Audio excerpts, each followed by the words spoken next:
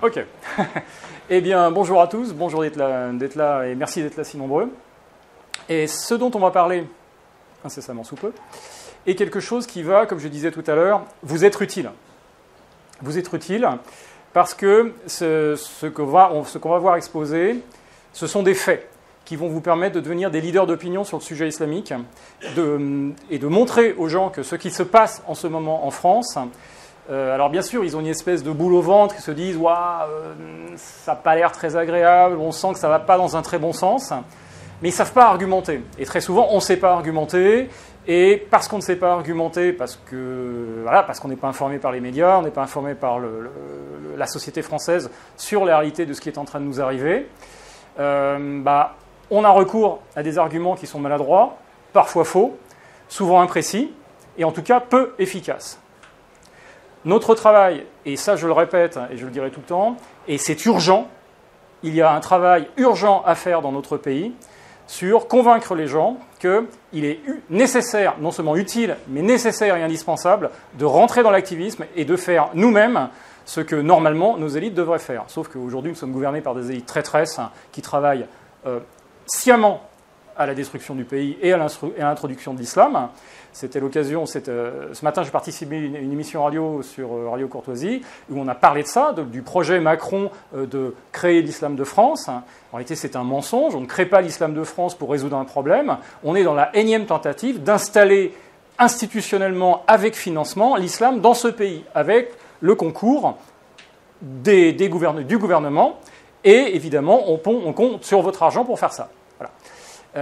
Donc aujourd'hui, les gens qui nous dirigent, au lieu de protéger le pays, le démolissent, nous démolissent, et seront très probablement la cause des guerres civiles qui risquent de péter, et en tout cas des éléments très désagréables qui vont nous arriver, puisque l'arrivée de l'islam quelque part augure toujours d'événements très désagréables.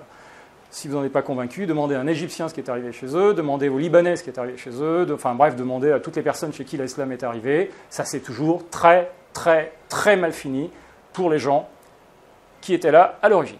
Voilà. Donc, je disais, ce qui va être exposé ici n'est pas issu de mon opinion. Je vais aujourd'hui vous parler de faits, de choses que vous pouvez exposer de manière certaine à des gens en disant, voilà, c'est pas mon opinion, je ne dis pas ça parce que j'aime pas l'islam, que j'aime pas les musulmans, ou que j'aime pas ci ou j'aime pas ça. Je te dis ça parce que, je vous dis ça parce que c'est vrai, c'est un élément que vous allez pouvoir vérifier, c'est un élément que vous allez pouvoir trouver sur Internet, c'est un élément bref, ce sont des choses objectives, ce sont des choses qui arrivent dans notre pays aujourd'hui, et ce sont des choses fondamentalement, mais viscéralement et fondamentalement inacceptables. Voilà. Et il convient, puisqu'encore une fois, nous ne sommes pas défendus par nos élites, mais au contraire, nos élites nous mettent la tête sous l'eau avec ce problème-là, donc il est inutile d'attendre que ça s'arrange, ça ne va pas s'arranger spontanément, et il est inutile d'attendre que les gens qui nous gouvernent arrangent les affaires. Aujourd'hui, les gens qui nous gouvernent font empirer sciemment la situation. Ok, donc on attaque dans le vif du sujet, et voilà, ce qui est en train de se passer chez nous, bon, j'imagine que dans cette salle on en avait déjà une petite impression, c'est tout simplement une colonisation islamique de l'Europe, et une colonisation islamique de l'Europe beaucoup plus planifiée, beaucoup plus organisée, et beaucoup plus large en termes de projets internationaux avec des acteurs internationaux que ce que les gens pensent bien. Très souvent, ils se disent, bon, il y a beaucoup d'immigrés, et comme il y a beaucoup d'immigrés, l'islam arrive, et puis voilà, les choses se font comme ça. Non, les choses ne se font pas comme ça. On nous fait quelque chose, où nous sommes victimes d'une ingérence étrangère. Voilà. Donc, on va partir du général, et après on va rentrer un petit peu dans les détails, et surtout on va commencer par une sorte de mise à niveau, au début, de manière à ce que vous puissiez parler du sujet islamique en connaissance de cause. Très souvent, c'est un sujet sur lequel les gens racontent n'importe quoi, tout simplement parce qu'ils n'ont pas les infos. Voilà. Donc, nous sommes dans le cadre d'un affrontement. Voilà, je n'ai pas peur des mots, on n'est pas dans le « oui, on est dans un jugement ». Non, c'est un affrontement géopolitique et civilisationnel et qui a une dimension politique. Alors, géopolitique dans un premier temps, puisque tout simplement, on a un acteur, ce sont des gens identifiables, ce n'est pas un complot de mecs cachés sous l'Antarctique, ce sont des gens totalement identifiables, c'est en face de nous, on a l'OCI. L'OCI, c'est l'Organisation de la coopération islamique, c'est la deuxième plus grosse organisation internationale du monde, après l'ONU. Ça regroupe les 57 pays musulmans, Dans leur sein, on a l'Arabie Saoudite, on a des gens qui sont assis sur des flaques de pétrole, donc qui ont énormément d'argent sous le bras. Et surtout, on a un point commun entre tous ces gens-là, ils sont musulmans. Donc, dans un premier temps, effectivement, dans une des parties, c'est l'OCI, et l'autre partie, je dirais, alors, je ne le définirai pas très précisément, mais globalement, c'est le monde occidental, c'est nous. Mais de manière, si on se pose au niveau religieux, c'est plus vaste que ça, c'est-à-dire qu'en réalité, c'est le monde musulman contre tout le monde. Enfin bref, en ce qui nous concerne, nous, voilà, les problèmes des Pakistanais et des Népalais, c'est pas notre truc. Donc, en ce qui nous concerne, on a deux parties prenantes, c'est le monde occidental, nous, et l'OCI. Donc, la dimension civilisationnelle et politique, eh bien, c'est un affrontement entre deux sphères idéologiques totalement différentes. Et non seulement différentes, mais on pourrait être différentes mais compatibles, mais différentes, c'est différentes incompatibles, différentes et incompatibles, et différentes et, je dirais, en ce qui concerne la partie islamique, hostiles. Nous faisons face à un groupe civilisationnel hostile. Et on y reviendra tout à l'heure. Là, j'ai l'impression vous avez peut-être l'impression que je donne mon opinion, mais on va argumenter pourquoi c'est hostile. Donc la sphère dite démocratique, alors encore une fois avec les guillemets, la démocratie conçue dans le sens le peuple a la possibilité de créer sa loi.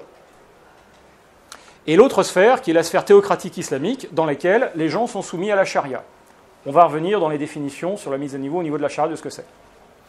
Donc les gens sont soumis à la loi d'Allah, la charia. Et si on prend un petit peu de recul et qu'on prend vraiment les choses de très très haut, au niveau philosophique, c'est tout simplement un affrontement entre deux principes fondamentaux, mais totalement opposés, qui est le principe de liberté contre l'esclavage. Nous sommes les peuples libres, historiquement, nous sommes les peuples libres qui nous donnons nos lois. En face, on a un système dans lequel on ne choisit pas la loi qu'on subit et dans lequel on ne peut pas la modifier. C'est la définition de l'esclavage, c'est-à-dire vous subissez une loi que vous n'avez pas choisi et que vous ne pouvez pas modifier. Alors, plan islamique de colonisation de l'Europe, ça va commencer. Donc il y aura trois parties. Première, les définitions, un petit peu ce que je disais, la mise à niveau. Deuxième partie, les agents, qui sont les intervenants dans cette affaire-là. Qu'est-ce qui se passe chez nous? Qui sont les gens qui agissent chez nous? Et in fine, la stratégie en tant que telle. Il y a, à l'heure actuelle, une stratégie qui est mise en place chez nous.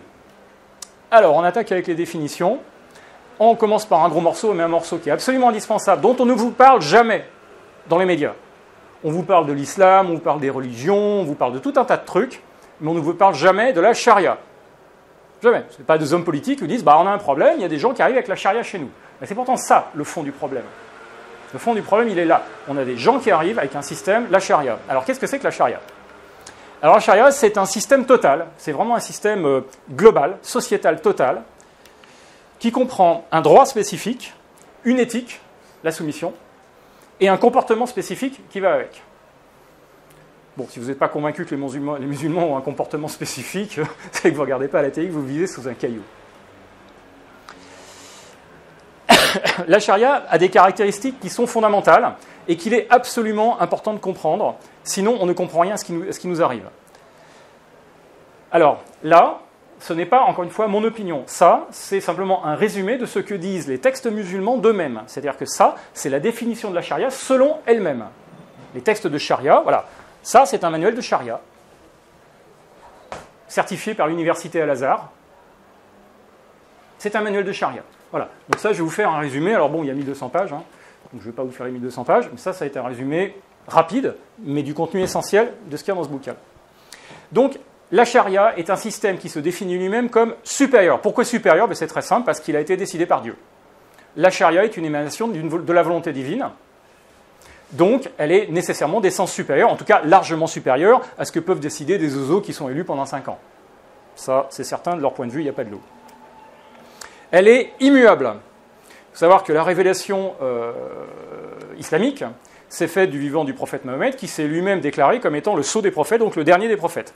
Or, le prophète, par définition, c'est la personne par qui parle Dieu aux humains. Donc, vu qu'il est le dernier prophète, Dieu ne peut plus parler aux humains, et donc la règle qui est transmise aux humains a été transmise à l'époque de Mahomet, et depuis qu'il est mort, Dieu ne peut plus parler aux humains, il ne peut plus y avoir de choses, parce que Dieu ne peut plus dire « Bon, ok, c'est bon les gars, finalement vous avez le droit de boire de la bière ». il ne peut plus, il n'a plus le droit. La religion islamique, d'ailleurs, c'est assez amusant, c'est la seule religion qui interdit à son Dieu de parler. Donc elle est immuable. Les structures de la charia, ce qui a été décidé par Dieu, personne ne peut le changer, puisque Dieu n'ayant plus le droit de parler, ne pouvant plus parler à personne, il ne peut plus dire les gars, j'ai changé d'avis sur tel et tel sujet.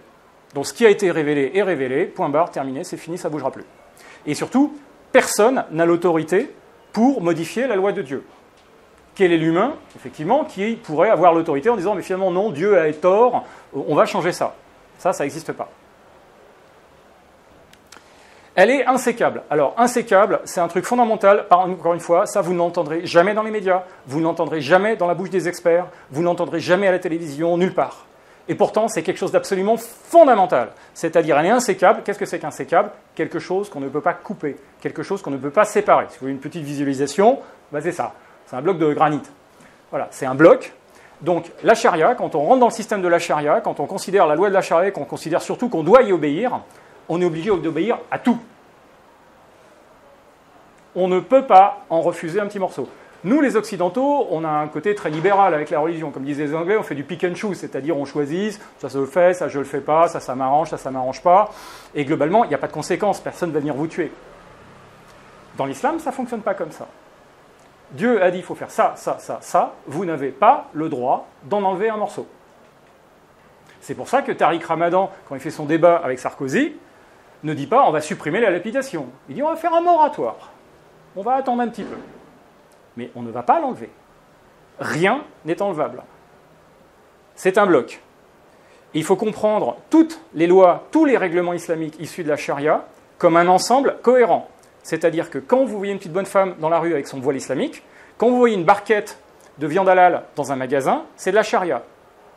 Quand vous voyez un type de l'État islamique qui tranche la tête de quelqu'un, qui coupe une main, des familles qui tuent leurs enfants parce qu'ils veulent quitter l'islam, quand des apostats sont assassinés parce qu'ils quittent l'islam et que c'est interdit, quand vous voyez Charlie Hebdo, des gens qui sont assassinés parce qu'ils se sont moqués du prophète, tout ça, c'est de la charia. Et c'est de la charia au même niveau. Il ne faut pas croire que la lapidation, c'est un degré très intense de charia, que les musulmans trouvent dégoûtant, etc. Ça n'est pas plus ni moins de la charia qu'une barquette de poulet halal. C'est de la charia. C'est un bloc, ça fait partie du bloc. Donc il ne faut pas croire que parce qu'aujourd'hui, certaines personnes n'appliquent qu'une partie des règles de la charia, c'est-à-dire je porte un voile, je me promène déguisé en chamelier, ce genre de choses, ça va s'arrêter là. Ce sont les premières parties d'un tout qui va finir par arriver. Il faut savoir que dans le sultanat du Brunei, alors le sultanat du Brunei, c'est pas dans le Golfe, c'est en Indonésie, du côté de Bornéo. Ils viennent, au bout de 350 ans d'islamisation, de réintroduire la lapidation.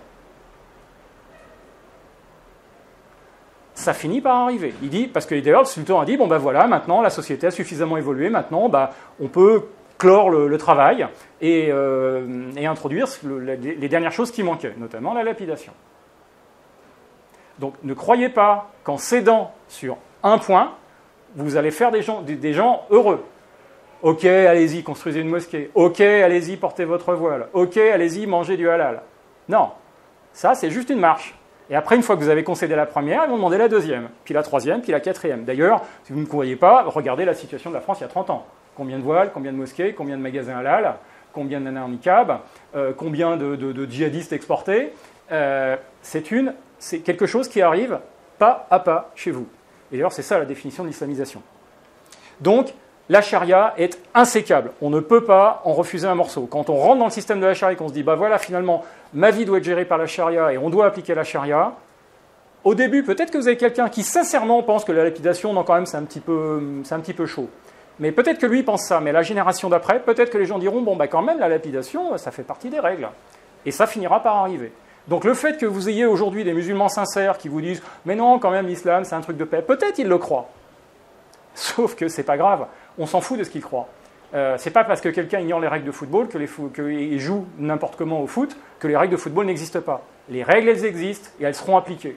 Parce que quand on introduit les premières, on amène les deuxièmes, puis les troisièmes, puis les quatrièmes, et ça finit comme le sultanat du Brunei, où on rétablit, éventuellement après 350 ans, c'est pas grave, on n'est pas pressé, mais les règles ne disparaissent pas. Donc l'argument qui vous sera opposé classiquement dans une discussion, oui, mais la charia n'est pas appliquée, où il y a plein de sortes d'islam, etc. Oui, c'est vrai, la charia n'est pas appliquée intégralement partout, elle n'est pas appliquée exactement de la même manière dans tous les pays, mais tout simplement, ça ne veut pas dire qu'il y a différentes charias, ça ne veut pas dire qu'il y a différents islams, ça veut simplement dire qu'à ces endroits-là, on en est à un point différent de la progression de l'islamisation. Dans certains pays, vous avez juste 2-3 mosquées. Dans d'autres pays, ben quand je dis dans d'autres pays, je ne vais pas très loin, je vais en Angleterre, Birmingham, 180 mosquées. Donc ne croyez pas que quand vous acceptez la première mosquée, vous êtes tranquille. Non, c'est la porte ouverte aux autres. Birmingham, 180 mosquées. Donc, elle est insécable. Et enfin, elle est abrogative. Ça non plus, on ne va pas vous le dire dans les médias. Ça non plus, vous n'allez pas l'entendre dans les journaux. Vous n'allez avoir aucun expert qui va vous le dire. La charia se présente comme un système sociétal qui arrive pour remplacer tous les autres systèmes humains, pour remplacer toutes les coutumes de toutes les sociétés, remplacer toutes les lois de toutes les sociétés. Elle est abrogative. Abrogative, c'est j'annule et je remplace. C'est la vocation de la charia, et ça s'appuie sur des prescriptions coraniques dont on va parler tout à l'heure. La charia est abrogative. Donc le gars qui se pointe avec son déguisement de chamelier, on n'est pas dans le folklore, on est, on est en train de voir quelqu'un qui vous dit « j'arrive avec un système qui va remplacer toute la manière dont fonctionne votre société ». Donc déjà, ça vous fait comprendre qu'il faut être un petit peu moins tolérant avec les gens qui portent des voiles, même s'ils sont des petites jeunes filles très souriantes qui vous disent « c'est mon droit, c'est mon choix ». Elle est en train de vous dire « je vais, moi et les gens de mon groupe, on va remplacer vos lois, on va remplacer vos coutumes, on va détruire votre culture et on va la remplacer par la charia ». C'est ça que vous êtes en train de voir. Et c'est ça dont il faut être conscient. Donc quand vous êtes dans des discussions où les gens vous disent quand même, tu es un petit peu extrême, quand même c'est fils, ça fait du mal à personne quand même de porter un voile sur la tête, ça fait du mal à personne, c'est jamais qu'un morceau de tissu. Non, c'est pas un morceau de tissu, c'est un morceau de charia qui arrive chez vous. Et la charia, c'est très dangereux, ça tue des gens. Ça tue des gens qui sont des non-musulmans. D'ailleurs, ça tue des musulmans aussi. Donc, les 4 caractéristiques que vous devez avoir en tête au niveau de la charia, c'est supérieur, parce qu'elle arrive d'un Dieu, immuable, parce que personne n'a l'autorité pour la changer, insécable, c'est un bloc dont on finira par voir tous les morceaux, qu'on ne les voit pas aujourd'hui, c'est pas très grave, ils finiront par arriver, et enfin, abrogative, c'est qu'elle a vocation à remplacer tous les systèmes sociétaux existants sur la planète. Donc pas seulement l'Occident, je parlais de l'Occident tout à l'heure, mais c'est pas vrai, les Indiens, pareil, en Inde, c'est pareil, partout, toutes les coutumes non islamiques sont vouées, selon la doctrine islamique, à disparaître et à être remplacées par la loi qui a été ordonnée par Dieu pour l'humanité, c'est-à-dire la charia. Alors, les contenus de la charia, ils sont très divers. On est rapide, hein. Alors, encore une fois, ça vous ne le verrez non plus jamais à la télévision, jamais dans les médias, et jamais aucun expert ne va vous le dire non plus. Vous avez 2 types d'obligations. Une, alors celle-là, par contre, la première, on vous en parle, hein, parce qu'elle n'est pas super grave. Voilà, c'est les obligations individuelles. Et la deuxième, les obligations collectives, dont on ne vous parle pas.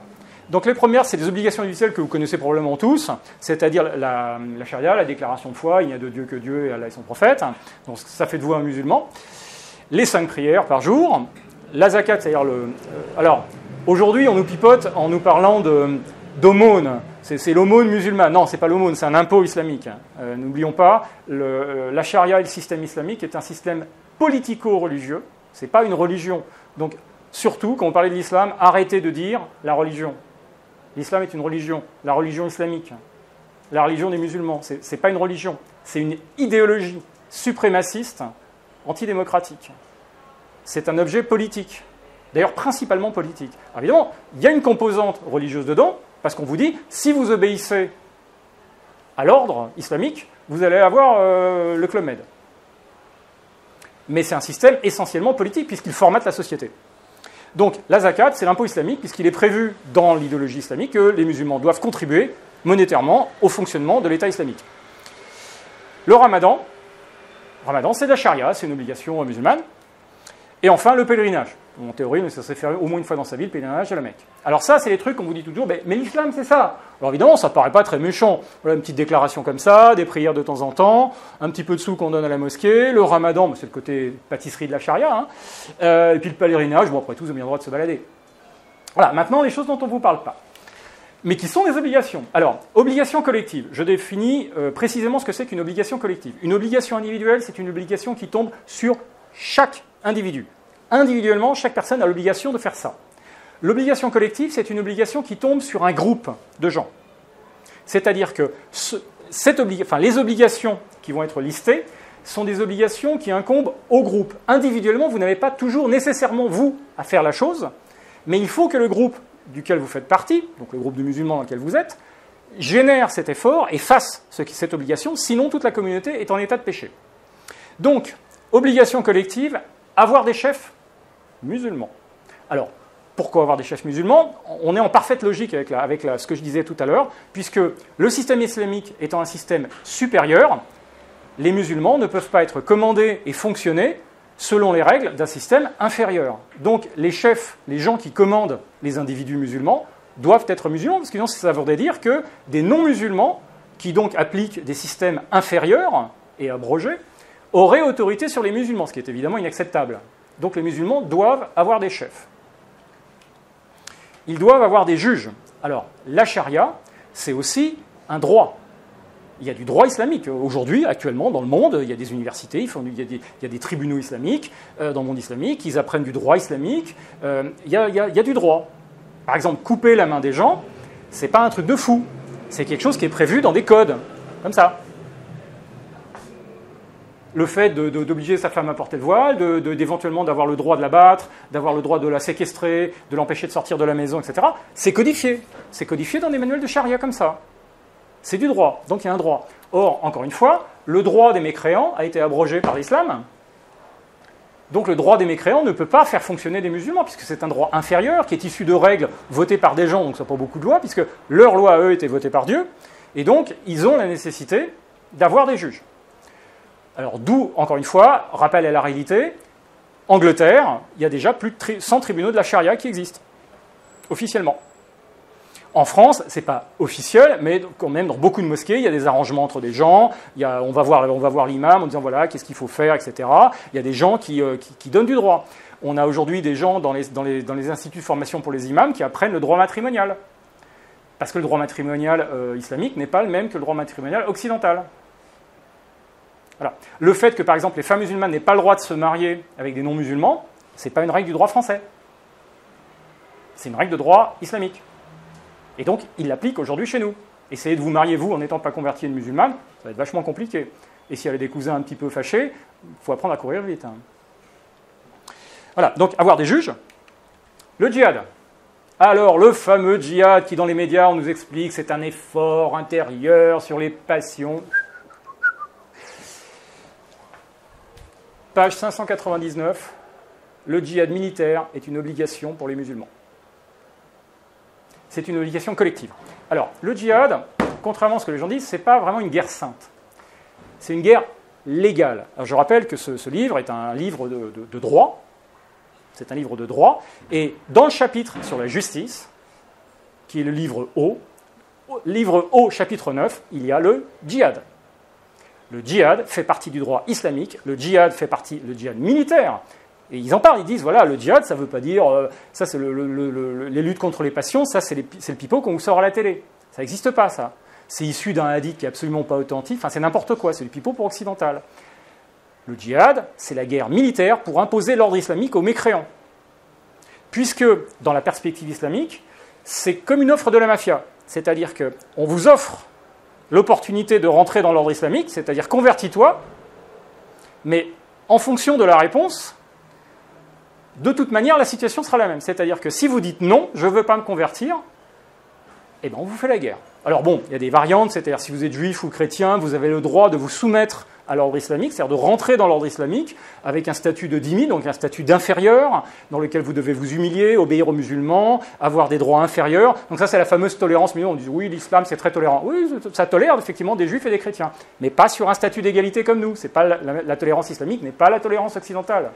La tolérance islamique, c'est je tolère que tu vives, mais avec un statut inférieur, l'obligation de payer un racket chaque année en t'humiliant, et surtout, n'oublie pas, tu n'es pas le chef. Et si tu désobéis à une des règles du contrat, alors il y a tout un tas de règles sur la dimitude, c'est la peine de mort. Parce que c'est considéré comme une révolte. Donc, c'est une offre de la mafia, tu dois rentrer dans l'ordre islamique. Alors, soit ça se passe de manière souriante, c'est-à-dire que tu te convertis à l'islam, soit ça ne se passe pas d'une manière souriante, et dans ces cas-là, c'est le djihad, puisque le djihad, en vérité, sert à détruire le pouvoir des mécréants, de manière à ce que la société devienne une société qui permette la prédication islamique. Encore une fois, très souvent, les gens croient que le djihad, ça vous force à vous convertir. Non.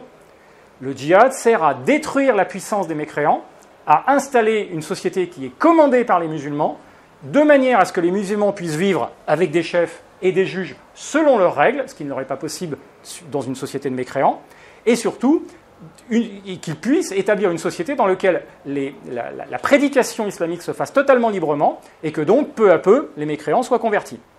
Donc, le djihad n'est pas un effort violent pour vous convertir, c'est un effort violent pour détruire l'autorité des mécréants et mettre en place l'ordre islamique dans lequel certains mécréants ont le droit de vivre, mais pas tous. Par exemple, si vous n'êtes pas juif, si vous n'êtes pas chrétien, vous êtes un hindouiste ou un athée, alors là, le choix, c'est conversion ou la mort. Donc le djihad, guerre légale, prévue, c'est une obligation collective des musulmans. Et alors, comme je disais, obligation collective, mais obligation collective, ça veut dire que tout le monde ne doit pas prendre un kalachnikov et aller tuer du mécréant. C'est que certains vont se battre, d'autres vont financer. Les troisièmes vont organiser la logistique, les quatrièmes vont soutenir, et les cinquièmes vont dire que ça n'existe pas. Voilà. Donc l'idée, c'est qu'on doit soutenir l'effort de guerre visant à la destruction du pouvoir des mécréants. C'est un devoir. Le califat. Le califat est une obligation de la charia, puisque certaines lois de la charia ne peuvent être mises en place que dans le cadre d'un califat. Donc il faut établir un État islamique, il faut établir un califat, puisque sinon, si on n'a pas de califat, si on n'a pas d'État islamique, on ne peut pas appliquer certaines lois de la charia, donc péché. Donc le califat est une obligation. D'ailleurs, le califat fait partie des objectifs des frères musulmans, qui sont présents en France, hein, les gens de l'UOIF, hein, c'est la branche française des frères musulmans. Les frères musulmans ont comme perspective, ont comme objectif, ça fait partie de leur devise, hein, instaurer la charia et rétablir le califat. D'ailleurs, les frères musulmans ont été créés juste après la destruction du califat, pour justement, avec pour but de le remettre. Il faut savoir que le califat n'est pas un truc de cinglé de l'État islamique. Le califat, c'est le mode normal d'organisation des musulmans. Les musulmans avaient un califat depuis 1200 ans, quasiment, et le califat a été détruit en 1924. Donc c'est très récent qu'il n'y ait plus de califat dans le monde islamique. Le califat, c'est le mode normal de fonctionnement de l'islam. Aujourd'hui, si les musulmans sont organisés, si le monde musulman est organisé en État, c'est parce que nous leur avons mis une raclée, parce qu'on a eu la puissance militaire, on a eu la possibilité de les coloniser, et historiquement, la Turquie a choisi le camp des perdants pendant la Première Guerre mondiale, donc la Turquie a été démantelée, et le califat a été démantelé, arrêté. Mais le califat, c'est le mode normal du fonctionnement. Donc les gens ont toujours dit, oui, mais le califat, c'est des excités en Syrie, c'est les mecs d'ISIS, c'est les mecs de Daesh. Non, c'est le mode normal de fonctionnement de l'islam. L'histoire de l'islam, c'est une histoire dans laquelle il y a eu un califat pendant plus de 1000 ans. Il faut quand même comprendre ça. Donc dans la tête des musulmans, c'est encore frais. Et c'est dans les aspirations des gens qui sont aujourd'hui actifs dans le monde islamique de remettre en place le califat. Et, in fine, ordonner le bien et interdire le mal. Ça aussi, c'est fondamental, c'est une citation coranique, hein, on va y arriver. Alors ça, je disais, ça, on ne vous en parle jamais. Parce que c'est un petit peu des sujets qui fâchent. Hein. Avoir des chefs, donc ça veut dire ne pas obéir à l'autorité des mécréants. Avoir des juges, c'est-à-dire ne pas obéir aux lois des mécréants. Hein, toute ressemblance avec ce qui se passe dans la société actuelle serait bien évidemment fortuite. Hein. Le djihad, non, ça en plus, ça n'existe pas. Hein, c'est juste, c'est pas chez nous, c'est un effort intérieur, ça n'a aucun rapport avec les militaires. Si, ça a un rapport avec la guerre. Le califat, oui, non, mais c'est des excités quelque part en Syrie. Non, le califat, c'était le mode normal de fonctionnement de l'islam. Donc, s'ils arrivent avec la charia, ils arrivent avec le califat dans les valises. Pas aujourd'hui, peut-être pas demain, mais un jour. En tout cas, c'est dans la perspective. Et enfin, ordonner le bien et interdire le mal. Alors ça, c'est extrêmement important. C'est un devoir. C'est mentionné d'ailleurs dans ce manuel de charia dès le début. C'est un devoir fondamental des musulmans. Et vous remarquerez le vocabulaire, ce n'est pas conseiller le bien et déconseiller le mal, c'est ordonner et interdire. Les musulmans, enfin la doctrine musulmane dit que le musulman est le vice-régent d'Allah sur terre. C'est-à-dire que c'est le bras armé d'Allah, et le musulman a donc le droit divin d'imposer la loi divine et d'interdire ce qui n'est pas correct, ce qui n'est pas compatible avec la loi divine. Donc on ne vous dit pas d'obligation dans la religion islamique. Voilà. Alors la charia, ça contient beaucoup de choses. Ça contient des obligations rituelles, des règles fiscales, des règles commerciales, des règles de succession, des règles maritales, des règles de justice, des obligations diverses de comportement et de croyance pour les musulmans et les non-musulmans. Il faut savoir que l'islam, c'est le seul système idéologique qui prévoit non seulement des règles pour ses membres, mais aussi pour les règles pour les gens qui n'en font pas partie. De l'autre côté, c'est pas gênant pour eux, puisqu'ils ont le devoir d'ordonner aux autres ce qu'il faut faire. Alors, le léger problème avec tout ça, c'est que tous les points là que j'ai soulignés avec des petits points d'exclamation sont incompatibles, illégaux ou carrément criminels dans nos sociétés. Une des règles toutes bêtes de l'islam, c'est « vous quittez l'islam, on vous tue ». Apostasie, peine de mort.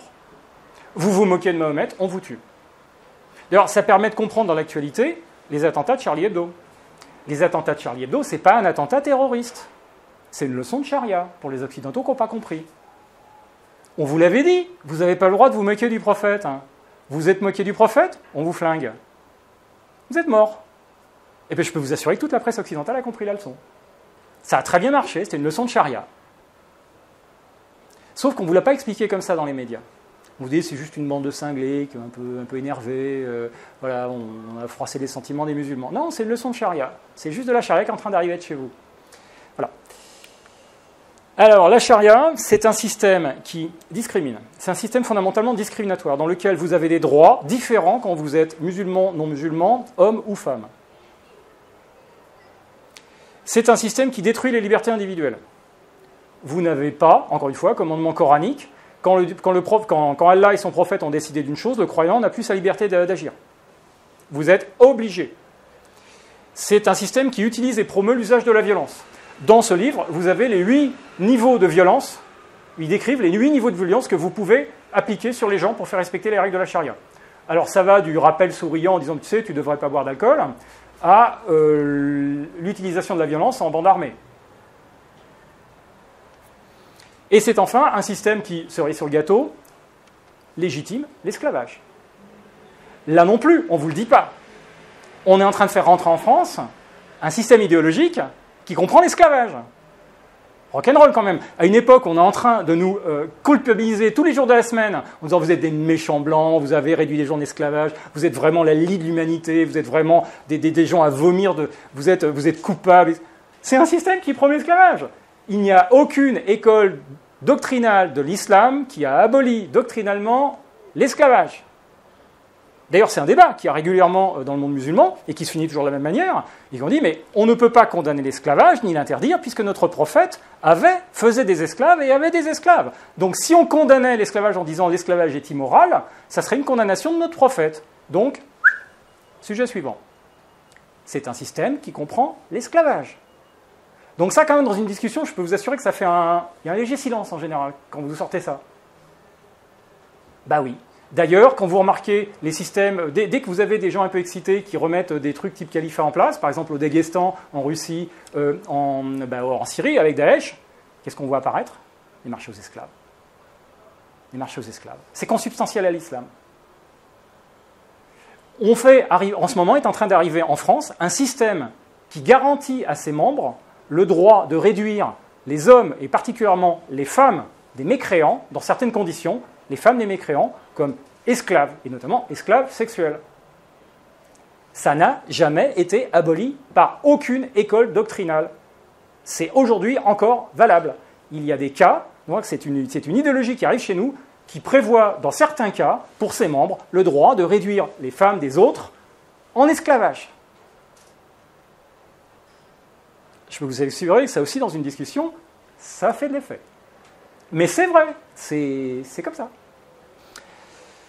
Donc, Alors, dans une époque de bisounours, droit de l'homiste absolu, hein, voilà, c'est un système qui discrimine. C'est-à-dire s'il y a un système qui dit, voilà, vous êtes un homme, vous êtes une femme, vous n'avez pas les mêmes droits. Par exemple, héritage, une femme hérite de la moitié d'un homme. Un homme a le droit d'interdire à sa femme de sortir de la maison. Les musulmans ont plus de droits que les non-musulmans. Et tout en bas, bah, vous avez les esclaves, qui, eux, carrément, ils n'ont aucun droit. Donc ce n'est pas un système qui respecte le principe de l'égalité, de l'équité et de la tolérance sur un niveau d'égalité. Le musulman est toujours au-dessus. Dans un système régi par la charia, un musulman ne peut pas être condamné à mort pour avoir tué un mécréant. Par contre, un mécréant qui tue un musulman est mis à mort. Parce que le musulman a un statut supérieur aux non-musulmans. Voilà. Ce qu'il faut retenir de tout ça, c'est que la charia a pour unique vocation de détruire et de remplacer tous les autres systèmes d'organisation humain. Ça, c'est fondamental. Donc, quand quelqu'un arrive chez vous avec un voile, même si c'est quelqu'un de super gentil et souriant, il arrive avec ça. Parce que rappelez-vous, le bloc de ciment, le bloc de béton, ça fait partie d'un ensemble. C'est la première partie. Vous acceptez ça, le reste va venir. Et enfin, si on veut parler de droit positif européen, quelque chose de absolument très droit de l'homiste, etc., Cour européenne des droits de l'homme, 13 février 2003, dans un jugement officiel sur un cas turc, où justement l'État turc avait interdit un parti islamiste, ça c'était avant l'arrivée d'Erdogan, la charia est incompatible avec les principes démocratiques. Alors ça, c'est pas une opinion, ça c'est du droit positif, hein, c'est-à-dire que les jugements de la Cour européenne des droits de l'homme, en plus c'est la haute chambre, donc vraiment le truc le plus top, ça s'impose à nos États. Les jugements de la Cour européenne des droits de l'homme juge des États, juge des lois, dit au pays, ça c'est vrai, ça marche, ça marche pas, ça c'est acceptable, ça ne l'est pas. C'est un jugement officiel, ça fait partie du droit positif européen. La charia est incompatible avec les principes démocratiques. Ça, c'est pas votre opinion, c'est du fait juridique établi, certain, solide.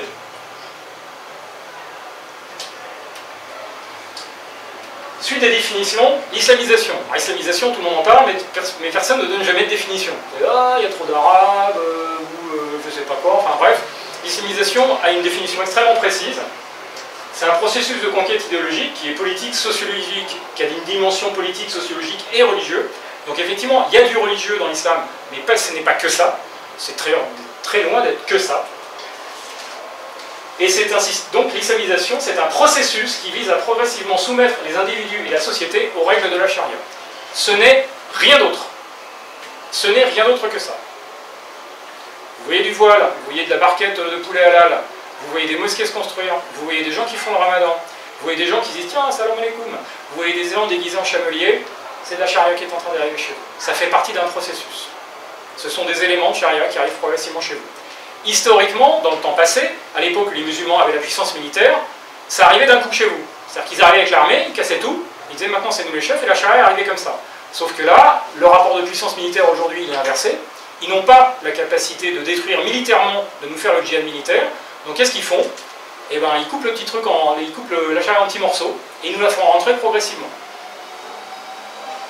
Si vous n'êtes pas convaincu de ça, regardez l'état de la France il y a 30 ans. Regardez le journée. Peu à peu, on nous a fait rentrer des morceaux. On en est aujourd'hui au point où on nous explique que le ramadan, l'Aïd, etc. doit faire partie des fêtes nationales françaises.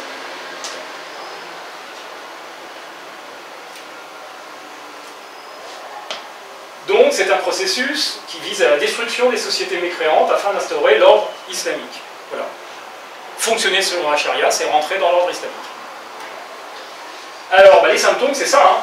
C'est tout ça, c'est qu'est-ce que c'est qu'un processus d'islamisation? C'est quand oui, ça arrivé dans votre société.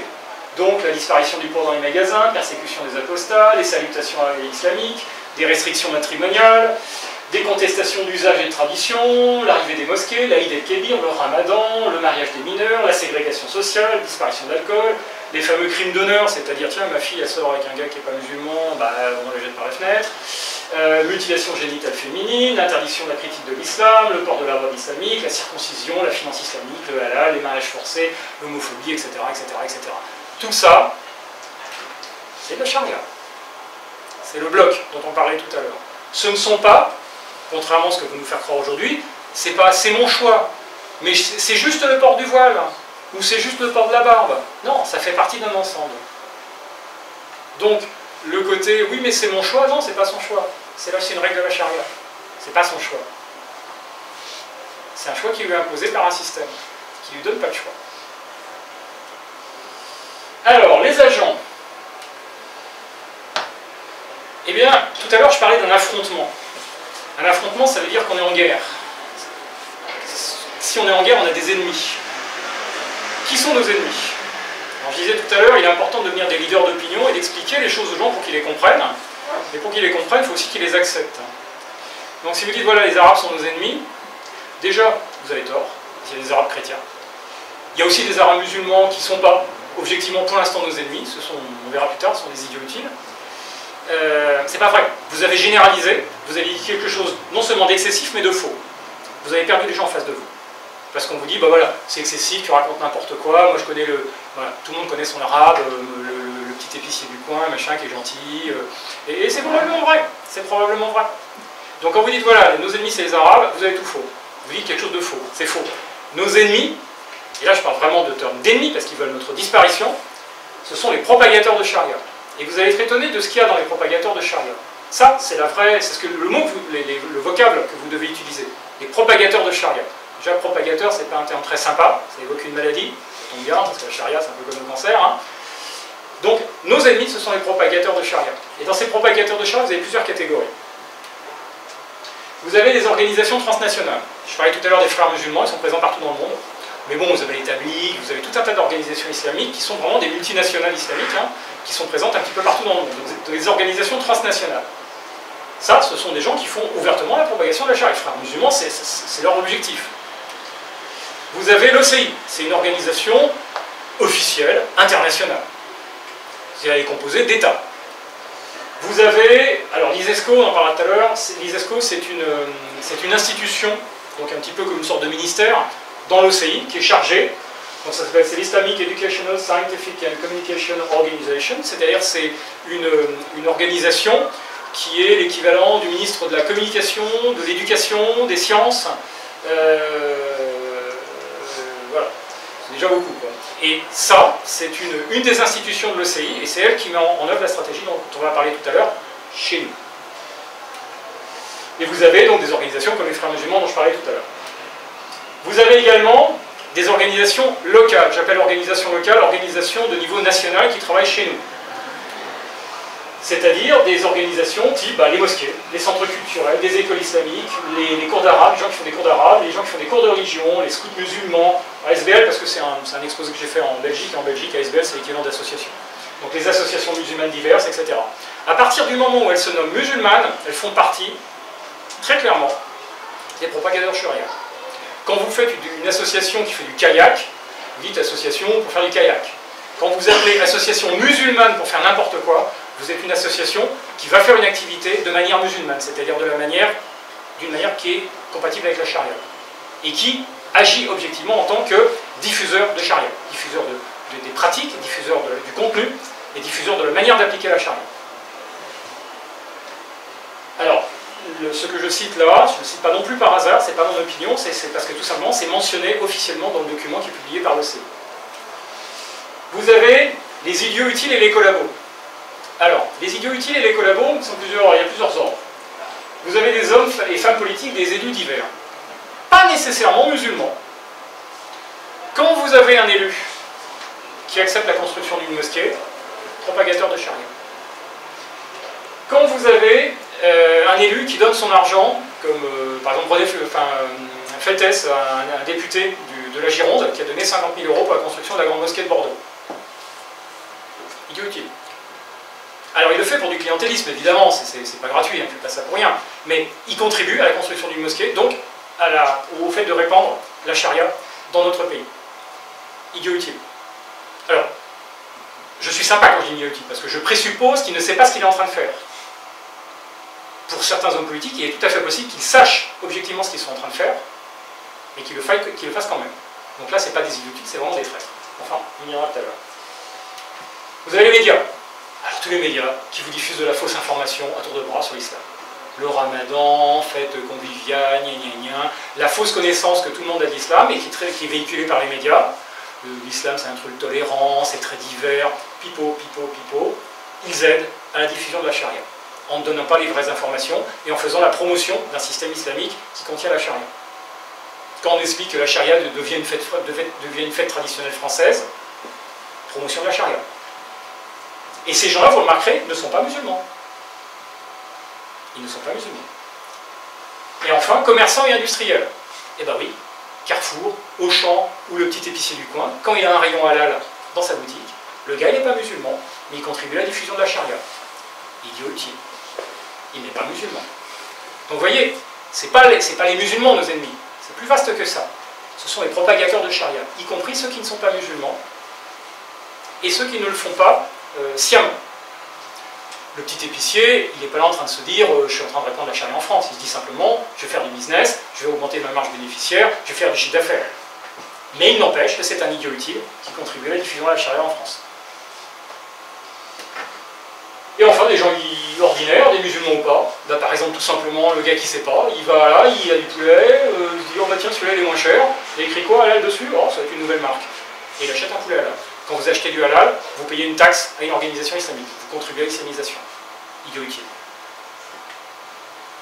Pareil pour les musulmans. Il y a tout un tas de musulmans qui sont persuadés que le halal, il faut manger halal, on les a persuadés qu'il fallait manger halal, et que le halal c'est meilleur pour la santé, patati patata, mais ils n'ont pas, eux, envie, personnellement, d'établir la charia, de couper la tête des gens et de tuer les mécréants.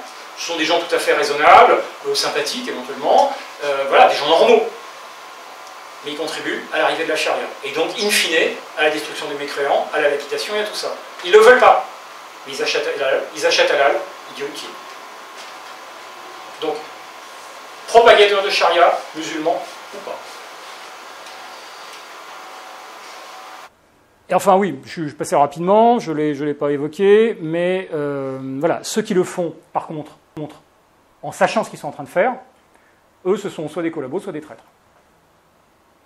Mais en tout cas, nos ennemis. Alors, il y a des organisations musulmanes, hein. Les gars qui font, par exemple, qui organisent la certification halal, eux sont des islamistes qui savent très bien ce qu'ils font. Eux, il n'y a aucun doute, ils savent ce qu'ils font. Ils savent ce qu'ils font. Donc eux sont carrément des ennemis. Alors, partie 3, on va attaquer le gros du morceau. Ce qui est appliqué, je vous parlais tout à l'heure d'une ingérence étrangère, hostile dans notre pays. Et bien c'est ça. Ça, c'est un document officiel, adopté en 2000 par l'OCI à son plus haut niveau, c'est-à-dire au niveau des chefs d'État. C'est un document qui a été voté, approuvé et qui est mis en application chez nous. C'est un document que vous pouvez consulter parce qu'il est en français. Il faut savoir que l'OCI est une organisation internationale qui a 3 langues officielles, l'arabe, l'anglais et le français. Donc si vous allez sur le site de l'ISESCO, j'ai quelques captures d'écran, je vous montrerai ça, vous allez pouvoir trouver ce document et le lire vous-même. Bon, alors si je vous préviens, c'est un petit peu étouffe chrétien, ça fait 119 pages, le style n'est pas terrible, mais quand vous avez tamisé le baratin et les trucs un petit peu inutiles, vous avez quand même trouvé quelques pépites dont je vous en ai sorti quelques-unes. Donc, alors, stratégie de l'action islamique culturelle à l'extérieur du monde islamique. Alors, vous noterez que c'est culturel. Alors, il précise bien dans ce document que s'il se présentait de manière politique, comme un projet politique, ça ne serait pas accepté dans les pays occidentaux. Bah oui. Eh les gars, on est une organisation, on amène la charia chez vous. Et on a le projet de remplacer toutes vos lois par la charia. Je veux bien qu'on ait beaucoup de collabos ici, mais ça serait un petit peu dur à avaler. Par contre, ils disent, mais si c'est culturel, en Europe, on peut tout faire si c'est culturel. Donc, bah, c'est culturel. Voilà, donc tout est culturel, et comme c'est culturel, bah, on peut faire ce qu'on veut. Et ils le disent, hein, de manière parfaitement analytique, ils disent, bah, si c'était politique, ça ne serait pas accepté, ça serait trop gros. Donc, eh ben, on évite le champ politique, et on dit que c'est culturel. Mais finalement, on fait la même chose. Donc, ça s'appelle stratégie de l'action islamique culturelle à l'extérieur du monde islamique, c'est-à-dire que eux, ils ont donc ça, c'est produit par l'ISESCO, dont on va parler tout à l'heure rapidement. Et donc, ils ont édité tout un tas de stratégies, donc qui sont appliquées par l'OCI dans les pays islamiques. Et ça, bah, c'est ce qui s'applique hors du monde islamique, c'est-à-dire chez nous. Alors, ici, c'est écrit en petit, mais c'est stratégie adoptée par la 9e conférence islamique au sommet, tenue à Doha, État du Qatar, 2000. Donc 2000, c'était il y a quand même 18 ans.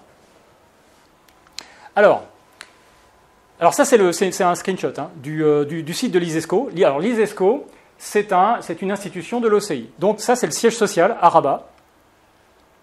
Et si vous voulez trouver... Alors, je me suis aperçu que là, j'ai regardé ce matin encore, ils viennent de modifier un petit peu leur site. Donc, ce que je vous dis là n'est pas tout à fait vrai, mais si vous farfouillez, vous cherchez stratégie, vous allez le trouver quand même. Mais donc, si vous regardez, vous allez sur le site de l'ISESCO, vous tapez l'ISESCO, et vous tombez là-dessus. Ensuite, vous scrollez un petit peu, vous scrollez vers le bas. Alors, c'est là où ça a un petit peu changé. Et vous aviez document de référence. Vous cliquez ça, en réalité c'est un bouton. Vous cliquez là-dessus. Ça fait apparaître une liste de documents téléchargeables. Et le document qui nous intéresse, c'est celui-ci, que vous pouvez donc downloader, télécharger, de manière à l'avoir chez vous pour le lire. Donc, je vous demande de ne pas me faire confiance, de considérer que potentiellement je raconte n'importe quoi, et d'aller vous-même vérifier ce que je vais dire. Voilà, ce que je vais dire est sorti du document. Vous avez quand même trouvé la même chose à la sortie. Mais je ne vous demande pas de me faire confiance. Encore une fois, ce n'est pas mon opinion, ce sont des faits. C'est un document officiel publié par les gens eux-mêmes. Voilà. Alors, ce qu'on peut remarquer, donc, c'est que l'ISESCO, donc, islamique, machin et compagnie, donc Organisation islamique pour l'éducation, les sciences et la culture en français, ça fait partie, ça c'est l'organigramme de l'OCI. Et bien l'ISESCO, il est là, l'ISESCO, et c'est une institution spécialisée, donc c'est-à-dire que les institutions de l'OCI sont chargées de mettre en œuvre les stratégies de l'OCI. Voilà. Voilà. L'OCI a des institutions qui mettent en œuvre ces programmes. Donc la stratégie dont je vais vous parler est un programme qui a été voté et qui est donc mis en œuvre chez nous. Alors l'ISESCO, voilà, c'est pas un petit truc, hein, c'est pas une petite caverne au Pakistan avec 3 cinglés qui mangent des champignons. Hein.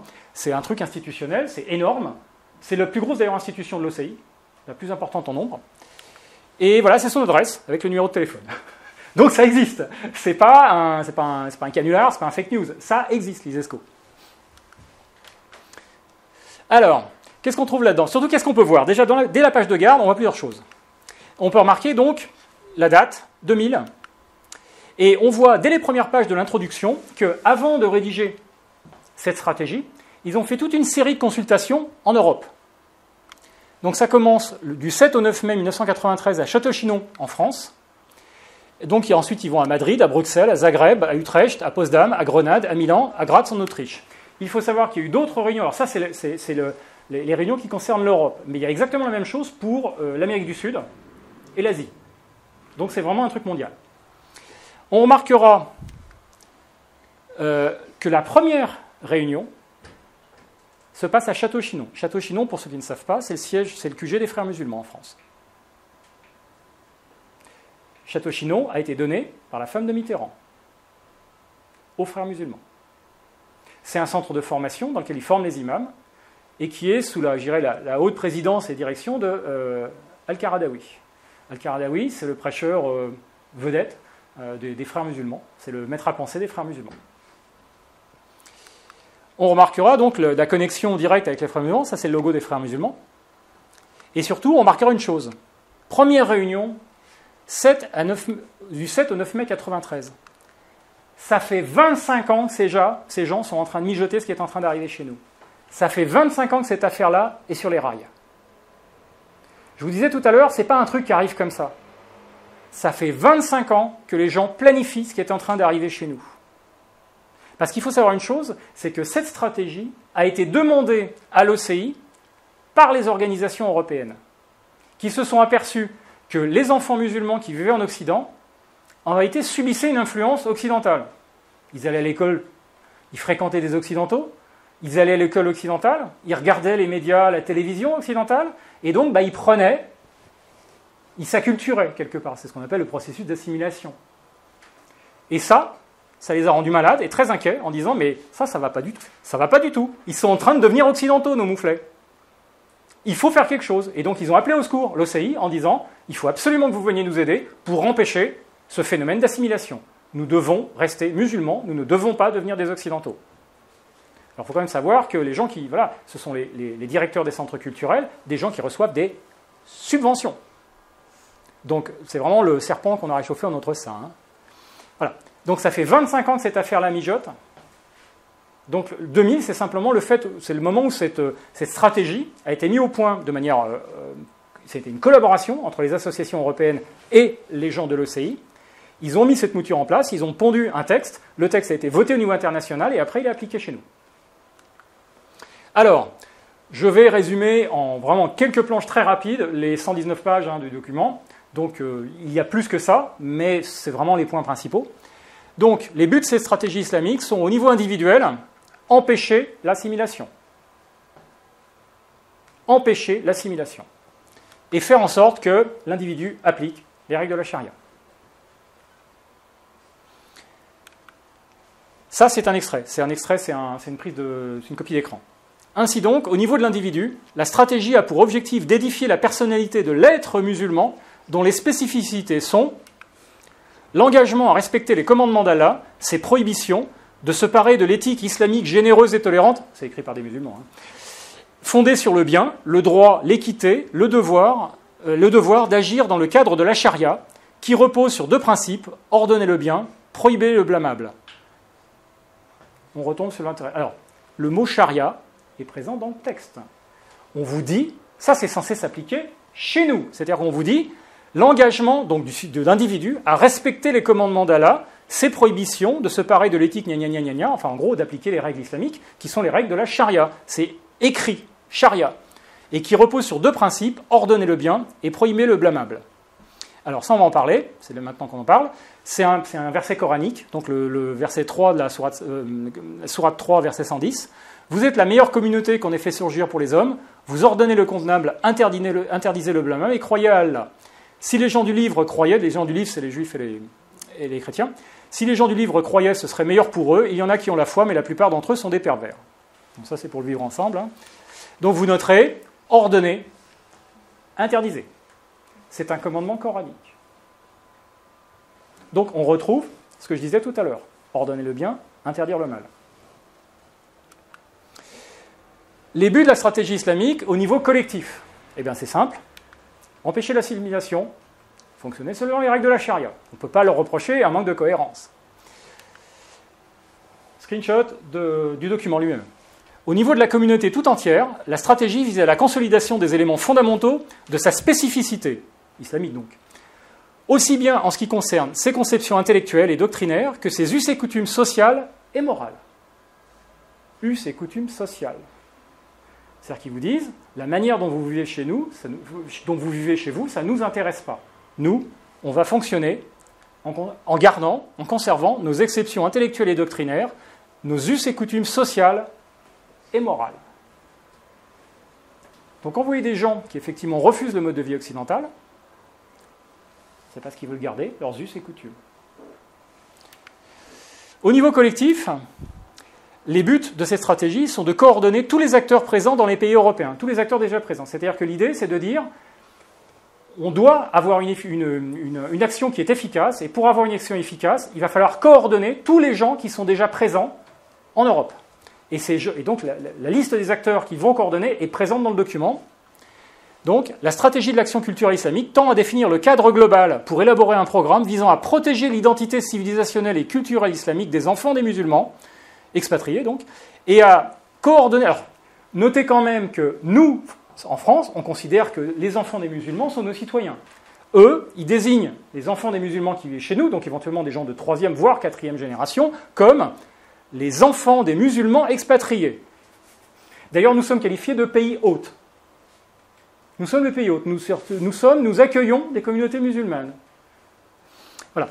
Donc, à coordonner les prises de position entre les acteurs de l'action culturelle islamique en dehors du monde islamique. Et quels acteurs? On peut se dire, mais quels sont ces fameux acteurs?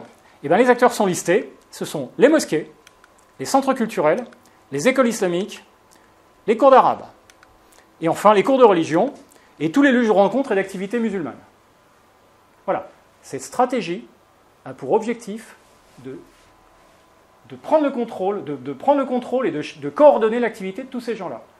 Vous remarquerez quand même que dans ces trucs-là, il n'y a pas que les mosquées. Il y a bien sûr les mosquées, donc encore une fois, on va nous dire oui, lieu de culte, etc. Tiens, c'est bizarre, l'OCI, c'est juste un État, c'est juste une organisation politique internationale. L'OCI va se mettre à contrôler nos mosquées. Tiens, c'est bizarre. L'islam ne serait-il pas autre chose qu'une religion? Les centres culturels qui sont subventionnés en France, avec l'argent du contribuable. Les écoles islamiques qui commencent à champignoner un petit peu partout. D'ailleurs, il faut savoir que 80% des écoles islamiques qui sont construites en France sont construites par des organisations appartenant aux frères musulmans, affiliées à l'UOIF. C'est un des objectifs principaux, le formatage des enfants. Les cours d'arabe, les cours de religion, ça, on pouvait s'en douter, et enfin, des lieux de rencontres et d'activités diverses. Donc, globalement, on chapeaute tout ce qui est musulman dans tous les pays européens. Alors, désolé du pavé, mais c'est quand même important de... Voilà, ça c'est le texte C'est le texte de la version anglaise, parce que moi j'ai découvert ce document à l'origine sous sa version anglaise. Et j'ai découvert, notamment en lisant après la version française, que la version française était édulcorée par rapport à la version anglaise. Et que c'était assez intéressant, parce qu'il y a des termes qui disparaissaient dans la version française. Je pense tout simplement que le français étant moins répandu, ils ont été obligés de faire traduire ce document par des gens qui vivaient en France, donc qui connaissaient la France et qui se disaient « si on écrit ça, ça va être problématique ». Alors que l'anglais, dans le monde, tout le monde parle l'anglais, donc je pense que ce document a été traduit de l'arabe par des Arabes dans les pays arabes. Et donc, ils n'ont pas pris les précautions que nous, en France, un musulman français, se sentirait obligé de prendre pour protéger l'action. Donc, les pays occidentaux ont réalisé depuis longtemps que les problèmes de l'immigration ne peuvent pas être gérés individuellement. Donc, les pays occidentaux ont commencé à coordonner et à unifier leurs politiques et stratégies concernant l'immigration. C'est effectivement ce qu'on est en train de voir. Les musulmans vivant hors du monde islamique, en conséquence, devraient établir un plan uniforme établissant les perspectives de leur présence là-bas. Donc là-bas, c'est chez nous, c'est l'Europe. Cette stratégie doit viser à pourvoir aux conditions nécessaires pour les individus des communautés musulmanes afin qu'ils occupent des positions clés des sociétés hautes, chez nous, dans les domaines économiques, culturels, politiques ou informationnels. J'attire votre attention sur cette phrase finale. Afin qu'ils occupent des positions clés des sociétés hautes dans les domaines économiques, culturels, politiques et informationnels. C'est-à-dire que ce sont des gens qui nous disent « votre culture, on n'en veut pas, on ne veut pas s'assimiler, nous ne voulons pas être comme vous, mais on va quand même prendre des positions clés dans votre société. »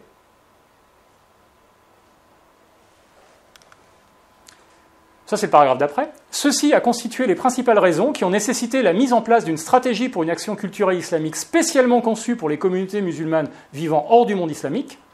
Ces raisons, comme nous avons vu, émanent du fait qu'ils vivent dans un environnement non musulman. Et elles constituent la ligne de front à la frontière entre cette nation, donc la nation islamique, et l'Occident. Donc, vous noterez quand même que les gens de l'ECI considèrent des gens que nous considérons comme nos citoyens, comme des communautés islamiques constituant la ligne de front entre la nation islamique et l'Occident. Ceci est un document officiel. On vous parle de nation islamique. Elle est où la religion, là ? On n'est pas dans une problématique religieuse dans cette affaire-là. On est dans une ingérence étrangère de type politique. Donc les perspectives posées par cette stratégie, c'est-à-dire qu'il y a des buts, mais voilà, vers quoi on va. Et donc, elles visent donc à une implantation et une expansion irréversible. Extrait du texte. Après avoir remarqué que l'expansion de l'islam en Occident connaît des proportions quantitatives et qualitatives de plus en plus importantes, on a remarqué aussi, on peut conclure qu'il est devenu une réalité, fait partie de son paysage culturel et social, qu'il y a maintenant des racines qui s'enfoncent de plus en plus profondément dans le sol, si bien qu'elles sont de plus en plus difficiles à arracher que ne le pensent certains. Cette expansion étant irréversible, la présence de l'islam en Europe affronte néanmoins de grands défis et des résistances farouches. Alors ça, c'est le texte français. Le texte anglais disait, et formulait la chose de manière légèrement différente. Elle parlait des racines de l'islam qui avait pris ses racines et qui est dorénavant impossible à arracher. Le texte français est un petit peu édulcoré. Et donc, quand il parle de résistance farouche, il parle des musulmans en disant leur attachement, donc l'attachement des musulmans, au lieu de leur cohabitation. Alors, encore une fois, voilà, les citoyens français sont simplement considérés comme des musulmans qui cohabitent avec nous sur des territoires hors d'islam. Donc, leur attachement au lieu de leur cohabitation, c'est-à-dire en gros aux endroits où ils vivent, avec la conviction que ces lieux sont leur point de fixation au pays où ils vivent, permettra la réalisation de certains desseins, dont l'élimination des courants contradictoires auxquels ils sont exposés. Et enfin, et ça c'est quand même, j'ai mis parce que c'est savoureux, et un sentiment de sérénité, de stabilité, de confiance mutuelle. C'est-à-dire qu'une fois qu'on a éradiqué tous les gens qui n'étaient pas d'accord avec nous, eh bien on peut enfin bénéficier d'un sentiment de sérénité en se disant « Ah, quand même, la paix islamique, c'est quand même un truc génial. » C'est fantastique quand même, c'est extraordinaire. C'est juste géant. Donc cette perspective prévoit donc un plan d'ingérence continue venu de l'étranger. Là, encore une fois, extrait du document lui-même. La vision stratégique et prospectiviste de l'islam requiert des actions qui favorisent son établissement, son implantation durable en dehors du monde islamique, de la manière qui concorde le mieux avec les situations nouvelles qu'il a acquises dans cette région, et qui est illustrée par sa fixation et celle des musulmans en Europe d'une façon stable durable et irréversible. Donc il parle d'une vision stratégique et prospective qui requiert des actions. Et parmi ces actions, il y a donc la préparation d'un plan rigoureux visant le soutien d'intellectuels et d'éducateurs objectifs. Alors, objectifs, c'est-à-dire ayant une bonne idée de l'islam. C'est écrit par des musulmans.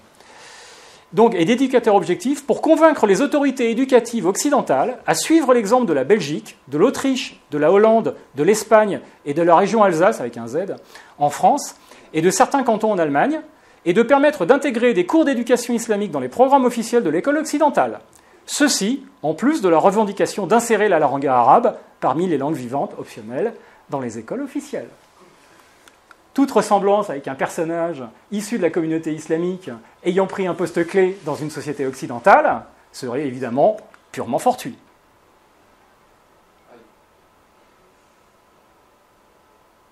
Et vous avez les équivalents de ce type de personnage partout en Europe, qui vous disent, tout d'un coup, ça sort des chapeaux en ce moment. Ça serait bien d'apprendre l'arabe. Pop, sorti de nulle part. Ça sort de quelque part. C'est un début de stratégique de l'ECI. On a donc des gens qui, exactement comme c'est décrit dans le texte de l'ECI que je vous l'ai lu tout à l'heure, vous avez des gens issus de la communauté musulmane vivant en Europe qui prennent des postes clés qui leur permettent de mettre en application les points visés par la stratégie. On a donc un agent, quelqu'un qui agit comme un agent objectif de l'ECI.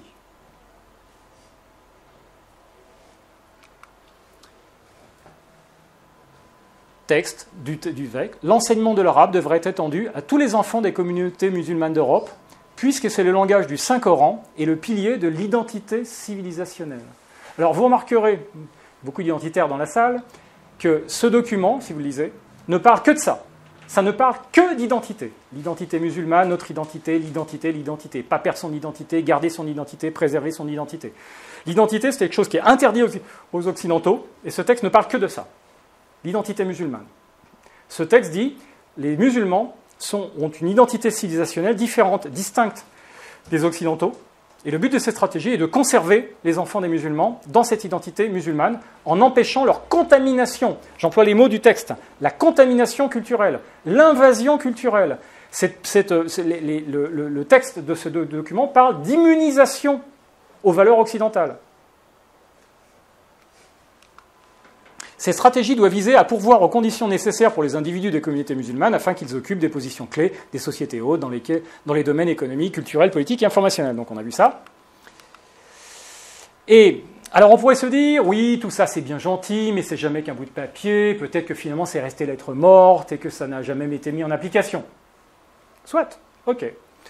Sauf que, suite au vote de cette stratégie, il y a eu effectivement des phases de mise en application, puisqu'il y a eu la création au niveau des pays européens, des conseils locaux pour la culture et l'éducation, des fonds locaux de financement pour l'action culturelle islamique, tout est culturel.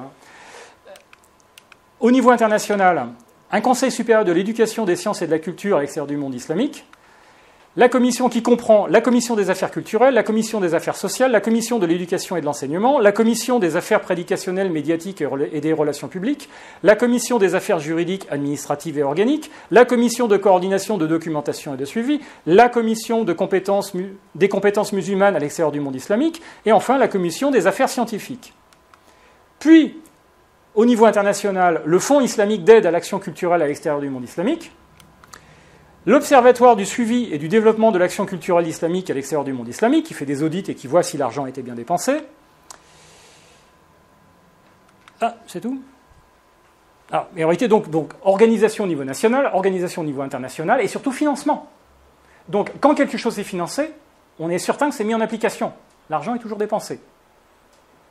Il ne le brûle pas, l'argent. Il est mis sur la table et il sert aujourd'hui.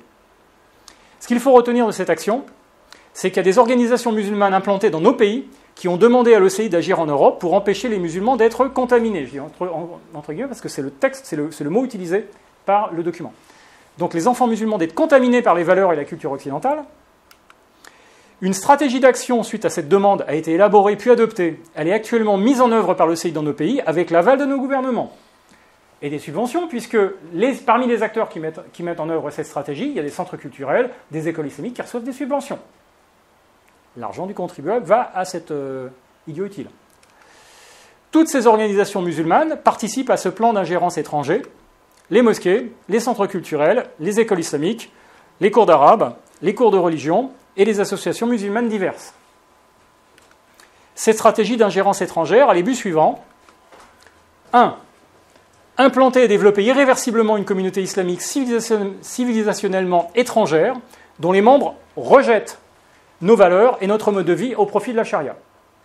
2. Développer une identité islamique impliquant une loyauté prioritaire à l'islam et à la nation islamique. Je vous fais remarquer que normalement, il est attendu d'un citoyen dans une nation qu'il soit loyal à la dite nation. C'est une stratégie qui vise à inculquer aux musulmans que leur loyauté principale va à la nation islamique. Et enfin 3, intervenir dans nos pays jusqu'à ce que le développement des colonies islamiques et de la pratique de la charia puisse s'effectuer sans aucun facteur restrictif. Alors je parle de colonies parce que dans le terme anglais, le document anglais utilise le mot de settlement. Pour ceux qui parlent anglais, settlement, c'est une installation, une implantation, c'est une colonie. Un settler, c'est un colon. Et on nous parle bien dans le document de gens qui sont présents chez nous et qui sont une tête de pont et un point de contact entre la nation islamique et les nations occidentales, mécréantes. En conclusion, on peut dire que les membres du bloc théocratique islamique, que ce soit les États et les organisations, donc quand je parlais des blocs tout à l'heure, le bloc théocratique islamique, il est composé effectivement d'États étrangers, mais aussi d'organisations qui travaillent chez nous, vraiment en tant que cinquième colonne. Donc ces membres du bloc théocratique islamique, États et organisations, sont actuellement alliés dans la mise en œuvre d'une stratégie de colonisation et d'islamisation de l'Europe. Cette agression politique utilise le couvert culturel afin de dissimuler sa véritable nature et surtout son objectif final. On ne nous dit pas on va installer la charia chez vous, hein. On ne vous dit jamais ça. On vous dit on va faire un centre culturel. L'objectif final de ceux qui propagent la charia dans nos sociétés est la destruction de la civilisation occidentale libre et l'avènement de gré ou de force d'une Europe musulmane, intégrée à l'islam, pour l'éternité, puisque je vous rappelle qu'on ne peut pas sortir de l'islam. Et enfin, petite citation récente, puisque donc Dr Ali Erba, qui est le président de la Diyanet. Alors qu'est-ce que c'est que la Diyanet ? C'est le ministère de la religion turque. Il faut savoir que c'est le plus important ministère de la Turquie. Le ministère de la religion en Turquie a un budget 40% plus important que le ministère de l'Intérieur. C'est quand même un État policier, la Turquie. Hein. Et donc, ce gars, donc, il est président de la Diyanet depuis 2017, et ce type-là a tweeté quelque chose qui est... voilà, donc j'ai la version turque et la version anglaise, et je vous l'ai fait en français. L'objectif fondamental de notre existence est de dominer le monde. C'est un officiel turc, hein. Président de la Diyanet turque. Voilà. Donc voilà, mon exposé est fini sur ce coup-là, sur cette note optimiste et pleine de...